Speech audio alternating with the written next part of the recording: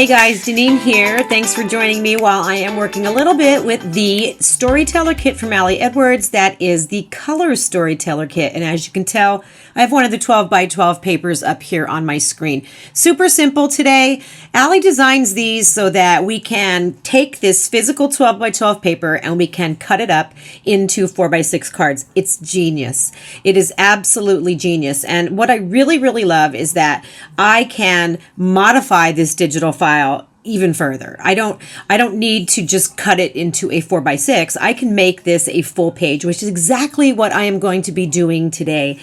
And so I'm starting out here, and I know that these pieces are 4 by 6. So I'm going to begin by using my crop tool, and I have it set to 4 by 6 already. I'm going to zoom in a little bit here so I can see better because, well, I can see better, you can see better, we can all see better. Everything is fantastic. So let's go ahead and just start up here. And I don't need to be 100% perfect. I'm just trying to get as much in here as I can. You can see that my 4 by 6 is a little bit shy over on this side. I'm not concerned. It's not that big of a deal. I would like to make sure that I have enough room for holes over here though. And it does appear as though I am going to. So I'm going to commit those changes. And now I have a 4 by 6 card, which is fantastic, right? I know with the physical paper that I will probably end up cutting up these cards and using them in my project life, which again, I haven't started yet, but, well, as of this video, I haven't started yet, but I do know that these cards physically are going to come in handy, but they can also come in handy when it comes to digital. So what I'm going to do next is duplicate this layer. And again, just background copy. I will hide that. And then I'm going to resize the canvas size because again, like I said, full page 7 by 8.25. Okay. And then I'll zoom out a little bit. And I have my 4 by 6 card here. So I'm going to drag that up to the upper left corner. I want to make sure I have space over here once again. And then I'm going to drag it to fill the width of this canvas. All right. Now, I think the best thing for me to do here is divide this into thirds. I have tried to divide this in half doing this, but it really does distort some of the elements. Like, for example, that white box or the white rectangle with the yellow around it. If I'm not careful, it's easy to kind of distort them and make them look a little bit wonky. So I'm going to just be particular here, and I'm going to divide this into 3 different sections using the rectangular marquee tool. So I'm going to go ahead first, and I am going to just select the bottom portion of this, and then I'm going to right click inside, layer via copy. And then I'm just going to move this all the way down here to the bottom. And now what I need to do is I need to fill the gap between these two. So back up here to this one with my rectangle tool, and I'm going to select this, and it's going to be layer via copy. And again, dragging it down.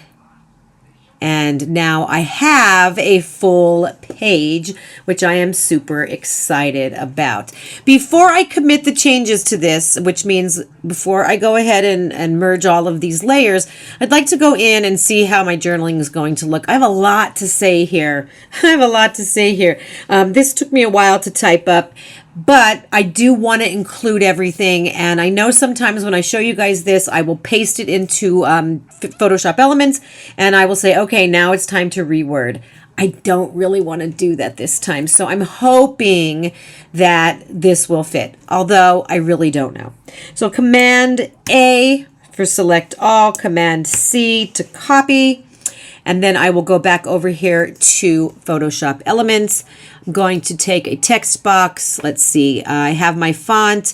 This is the size I usually use right here, guys. This font, this size, this leading, this tracking, it's what I usually use. So this is going to just, I may have to do some changes, but I'm just going to fill the white box. I'm just going to fill the white box as much as I can. Command, paste. And of course it is below. If you see over here, it's below everything. So I don't know. Let's see what's going to look like. Pull it up to the top. Oh, it doesn't fit. All right. Let's see what we can do here. So, yeah, this is where I play. This is where I play. I don't know if I move this up a little bit. So let's move that up a little bit. Maybe down a little bit. Move this to the left a little bit. Oh, wait a second. I think that's everything. It could not have been that easy. It could not have been that easy. Maybe it was. Maybe the gods are smiling down on me today. Let's click here. Wow, and it even brought in my paragraphs, which is kind of unusual. Sometimes when I do this, it does not bring the paragraphs in, and then all I really have to do is just kind of separate the paragraphs again, which is not that big of a deal, but it fits. Woo, yay. All right, so that's basically it. Now, I don't really need to flatten this. I can just print this out as is. If I want to save this, I can. If I don't want to save this, I don't have to. I will often save to my desktop, and I will name it something silly like number 1, number 2, number 3, number 4, whatever. My intention is not to keep these, but in the event that I get back to my desk and something happens, like a cat jumps on my desk and spills my bottle of water, or, who knows, I cut something wrong or whatever, I can always reprint. So I will temporarily keep this on my desktop just for the sake of just in case. And then once I have completed my spread and it's in my album, I will go and I will delete all of those temporary files so I'm not kind of clogging up my computer. All right, so those are my tips for today, and that was a really super quick thing here in Photoshop Elements, but I am going to print this out. I'm going to be pairing this with a full page photo, and then I have some cards that I'm going to be using from Brandy Kincaid's Extravagant Hope. And I don't know if you saw my Instagram, gosh, I think it was back, well, right now it is July as I'm recording this. So it was in July, where I did a whole entire bulletin board in my classroom with all of her wonderful cards. And it got me looking through them, and it got me going, hey, you know what? I need to add these into my scrapbook pages more. So I'm going to be using 2 of those cards as well. But it's going to be a super simple spread, so it won't be something that you can't duplicate. If you have Photoshop Elements, you can do this as well. Alrighty, let me get some stuff together, and I'll meet you back at my desk. Okay, here we are with the very few things that I am working with today. Here are those 2 cards from Brandy Kincaid's Extravagant Hope.